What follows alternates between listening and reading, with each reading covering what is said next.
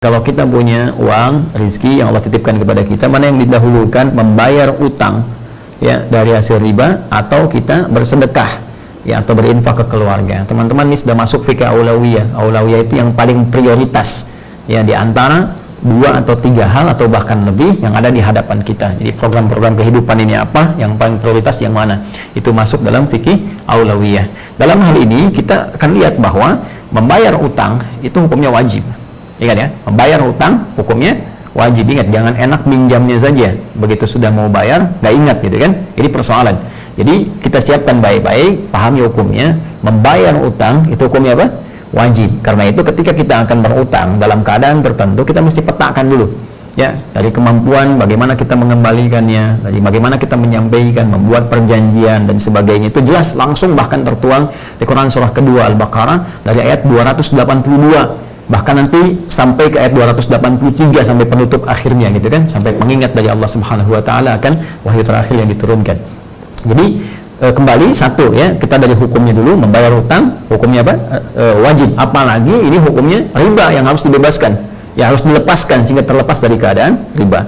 Sedangkan bersedekah ke keluarga ini, keluarga ini dibagi 2, keluarga pokok yaitu istri dan anak-anak gitu kan. Ini yang disebut dengan nafkah. Nafkah itu masih seakar dengan kata infak yang nanti kita akan bahas.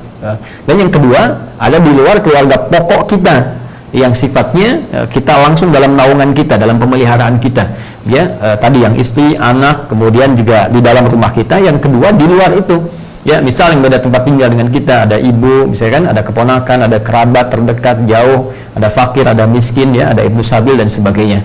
Nah, ini perbedaan 2 hal ini. Kalau kita bikin cabangnya seperti ini, nanti baru kita gali hukumnya. Kita pahami detailnya dulu, sehingga dengan pemahaman detail dan akar ini kita bisa memetakan hukumnya dengan baik. Satu, mana yang prioritas kita harus lakukan? Apakah membayar hutang, ya kan? Bayar hutang. Bahkan di sini hutangnya jenisnya riba lagi. Semoga Allah jauhkan kita dan lepaskan kita dari jerat-jerat riba. Kemudian di sini tadi pertanyaannya adalah berinfak atau sedekah. Nanti kita juga bisa bahas perbedaan infak dengan sedekah itu apa. Di infak, dari infak ini saya buka begini, ada yang sifatnya wajib, ada yang sifatnya sunnah. Nah, sekarang perhatikan baik-baik teman-teman sekalian. Kalau kita melihat hukum bayar hutang, ini sudah hukumnya wajib dibayar. Awas, hati-hati ya, hati-hati ya teman-teman sekalian. Bayar utang hukumnya wajib.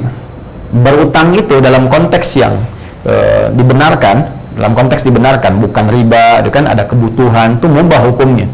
Bahkan kalau ada terkait dengan sifat-sifat kebaikan, hajat hidup dan sebagainya, itu bisa naik kadarnya dari wajib ke sunnah, itu kan, bahkan dari mubah ke sunnah, bahkan ke wajib dalam konteks-konteks tertentu yang memang berkaitan dengan hajat kehidupan ya, untuk melindungi jiwa atau nyawa.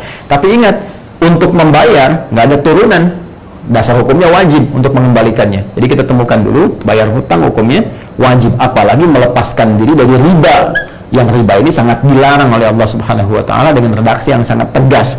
Maka kewajibannya jadi meningkat, ya kan? Kewajibannya jadi meningkat. Sedangkan infak ya dengan sedekah. Sedekah ini nama umum. Saya tuliskan dulu begini, sedekah. Ya, jamaknya sedekah. Nah, ini. Ya, sedekah, sedakat.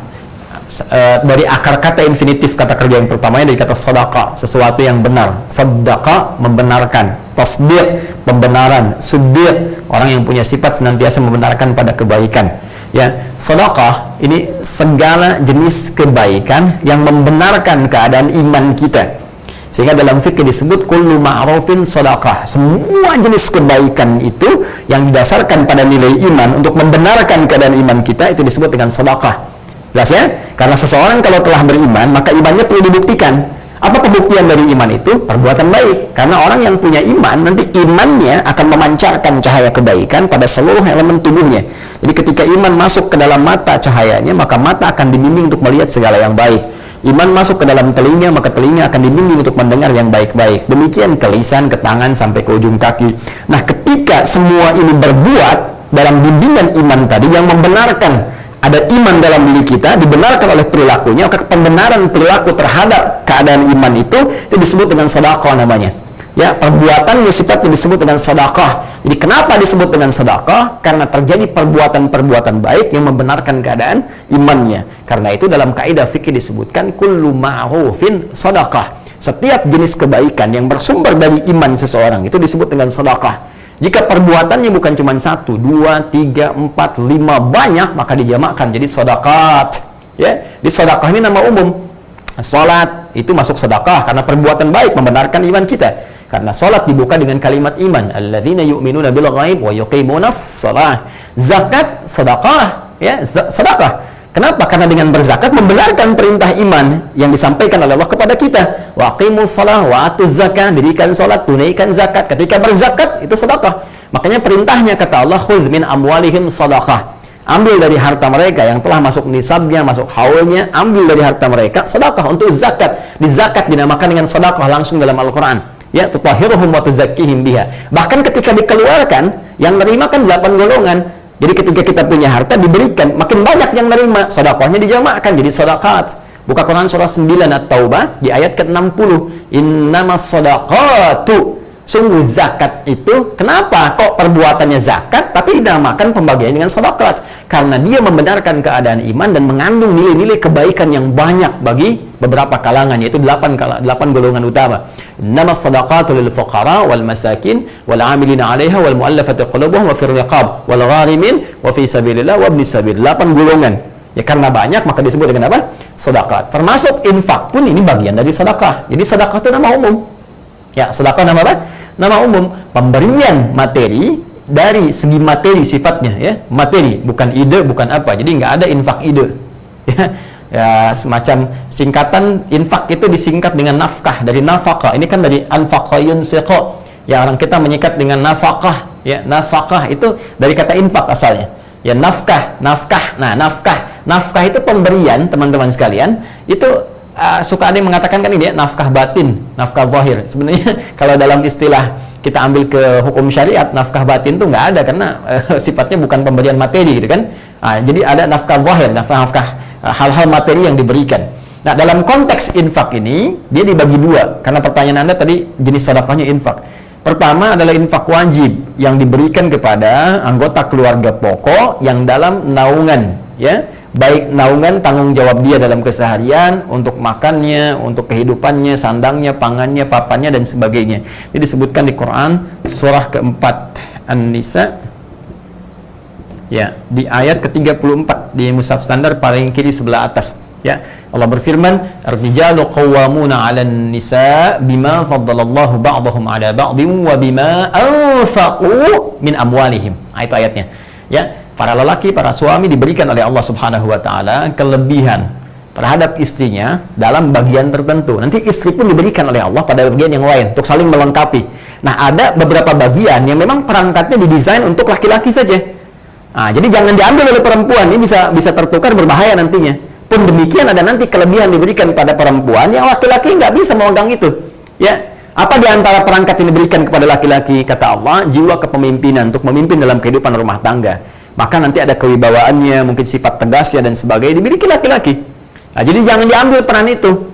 Nah, jadi jangan sampai ada istilah misalnya istri pemberani dan para suami takut istri misalnya. Itu tidak dibenarkan dalam keadaan demikian. Jika jangan sampai terjadi lagi ada kisah, walaupun mungkin kisah ini hanya canda-canda saja, tapi nampaknya tidak tepat untuk dijadikan proses dalam beraktivitas dalam berkehidupan berkeluarga.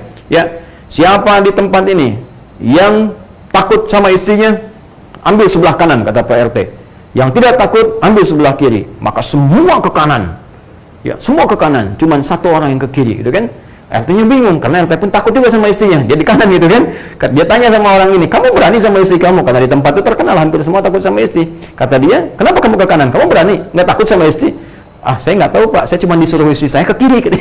Jadi ini menunjukkan bahwa ada bagian yang sama. Nah, ini tidak dibenarkan. Yang ada adalah berpartner bersama-sama dalam kebaikan. Ya, nah ini menata dalam kehidupan rumah tangga, suami jadi nakhada, tapi juga tidak bisa otoriter. Ya, ada bagian-bagian tertentu berdiskusi, mengambil pendapat bersama-sama dan memutuskan dan menjadi juru bicara dalam keluarga pada suaminya. Yang kedua, wabima anfaqu min amwalihim, diberikan oleh Allah perangkat ya perangkat yang sangat spesifik untuk mencari nafkah. Ini dia. Infak yang dalam bahasa kita disebut nafkah. Nafkah untuk keluarga, ini yang disebut dengan nafkah wajib ini. Ya, keluarga. Nanti diberikan perangkatnya pada setiap suami laki-laki. Bedanya apa nanti dengan perempuan yang bekerja misalnya? Nah, laki-laki ini sifatnya mengikat, wajib dia. Ya, diberikan perangkat oleh Allah sepanjang punya kemampuan, kan, kemudian fisik baik, tidak ada kendala, nggak ada uzur yang lain, dia beraktivitas. Dan setiap dia bekerja, tetes keringatnya Allah berikan ke rezeki. Rezeki ini berapapun yang dia dapatkan akan dicukupkan untuk jumlah keluarganya.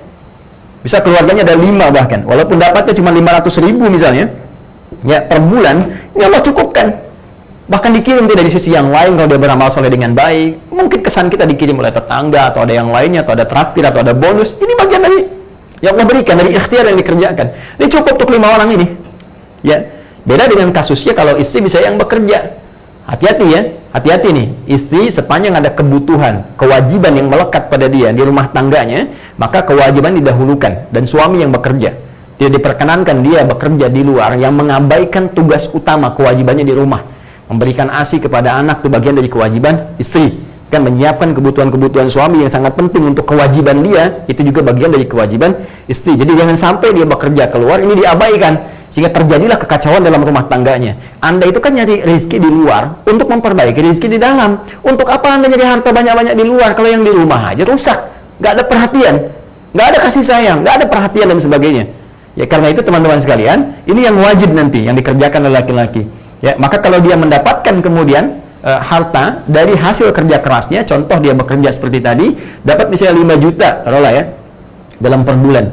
Maka apa yang harus dia lakukan? Dia cukupkan dulu kemudian untuk memberikan nafkah wajib bagi keluarganya. Ini poinnya teman-teman sekalian. Yang ingin saya sampaikan. Jelas ya? Nah, ini poinnya. Jadi, berikan dulu kebutuhannya ke sini. Cukupkan. Untuk kebutuhan ini apa? Kebutuhan ini seperti apa dan sebagainya. Taruhlah yang terpakai misalnya ada 3 juta rupiah, kan? Nah, maka Anda lebihnya 2 juta. 2 juta ini dihadapkanlah kemudian pada satu keadaan ada kewajiban nih hukumnya untuk membayar utang ini, lalu ada keinginan untuk berinfak. Nah, pada aspek yang ini, yang sunnah. Mana di antara yang sunnah ini? Misal, ada di Quran surah kedua Al-Baqarah, yang spesifik deh, di ayat yang 215, untuk yang ini ya. Ini. Paling kanan sebelah bawah, ya kan? Yas'alunaka madza yunfiqun. Mereka banyak bertanya kepadamu Muhammad sallallahu alaihi wasallam tentang apa dan siapa dalam konteks berinfak. Apa yang harus diinfakkan kepada siapa kalau kita punya untuk infak itu dalam konteks infak yang sunnah. Qul ma anfaqtu min khair. Katakan kalau kalian mau infak, pertama yang diinfakkan itu mesti dari yang baik-baik. Ya, cara didapatkan yang mesti baik. Hati-hati, jangan sampai hasil korupsi dipakai infak. Hati-hati nih. Wah, supaya dosanya nggak banyak-banyak, korupsi 10 juta, 5 juta bagi deh infak ke madrasah misalnya kan, supaya ngurangin dosa, itu nggak bisa, nggak tepat. Tetap Allah baik dan hanya menerima yang baik-baik saja. Innallaha thayyibun la yaqbalu illa thayyiba. Itu kaidah dasarnya dari Nabi SAW. Allah adalah maha baik dan tidak menerima kecuali dari yang baik-baik. Hati-hati ya, termasuk nih yang potong-potong video tanpa izin misalnya dan sebagainya, bikin sesuatu supaya banyak terus dapat penghasilan, itu nggak baik. Ya itu nggak baik, karena ada bagian-bagian tertentu yang harus dipenuhi dalam unsur kehidupan. Nah, kalau sudah dapat dengan cara yang halal, yang baik pun, maka cari yang terbaik untuk infak. Misalnya kita punya anggaran 10.000, gitu kan? Pengen beli makanan, cari makanan yang baik. Pengen beli mainan, cari mainan yang baik. Pengen beli pakaian yang terbaik dengan jumlah uang yang kita miliki itu. Sifatnya yang terbaik. Atau bahkan pengen ngasih kotak infak besok Jumatan, maka kualitas uang pun yang berikan harus baik yang dimasukin. Jangan sampai yang kata orang India itu the kill of the kumal gitu kan, yang lecek itu yang dimasukin, yang keras-keras, yang bagus itu yang disimpan di dompet. Nah, perhatikan, ada dompet akhirat, dompet dunia. Maka pilih yang terbaik untuk akhirat Anda. Nah, karena itu teman-teman sekalian, untuk kesini, ketika memberikan yang terbaik, kata Allah nih, diantara yang harus Anda berikan, lil walidain, orang tua, gitu kan. Nah, ini masuk kepada infak sunnah.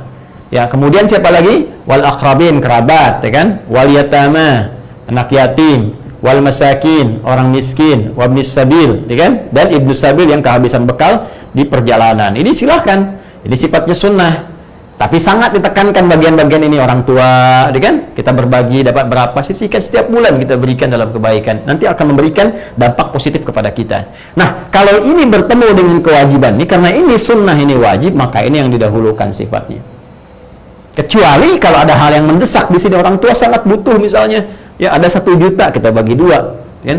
berikan ke sini bagian, berikan di sini sebagian. Tapi secara hukum, kalau dia tidak ada kondisi yang seperti tadi, normal sifatnya, maka ini didahulukan untuk melepaskan diri kita dari jerat riba, jerat hutang. Setelah itu kemudian kita kembalikan pada situasi normal dengan diiringi doa kepada Allah Subhanahu wa taala. Doa yang sangat spesifik diajarkan oleh Nabi sallallahu alaihi wasallam supaya diantaranya kita terbebas dari utang piutang. Ya Allah, kami berlindung kepadamu ya Rabb dari sifat malas, kami berlindung kepadamu ya Rabb dari jebakan utang dan penguasaan orang-orang yang tidak benar, qahrul rijal.